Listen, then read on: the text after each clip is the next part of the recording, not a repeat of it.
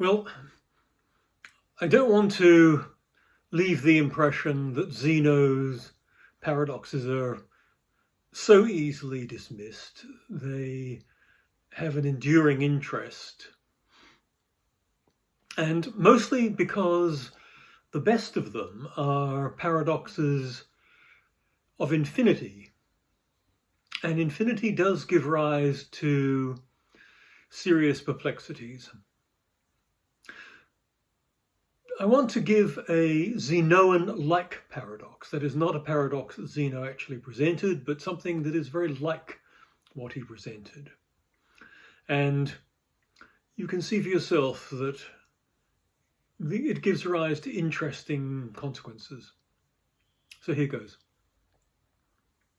Suppose that there are an infinite number of gods before the world is made, infinite number of gods lying about in the cosmos. Okay, now, suppose it's 10:59 a.m. on some particular morning. 10:59 a.m. At that time, the first god declares to himself, silently, if you like, if there is no world made by 11:30 a.m., then I will create it. If there is no world created by 11:30 a.m., then I will create it.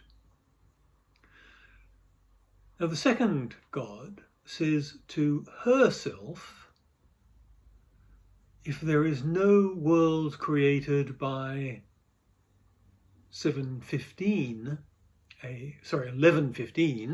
a.m., if there is no world created by 11:15 a.m., then I will create it.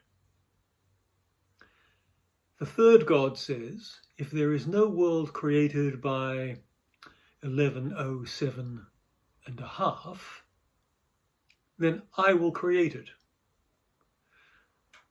The fourth god says, if there is no world created by 11:03 and 3/4, then I will create it. And so it goes on for the infinity of the gods in the same pattern. Now, supposing that one were to look at 11 o'clock, or just after 11 o'clock, say 11:05, then, of necessity, there would have to be a world that has been created. Given all of the declarations of all the gods, there would have to have been a world that has been created by 11:05 a.m. Which god created it? That's the puzzle. And the second puzzle is that god male or female? That's it. That's the puzzle. Enjoy trying to work it out.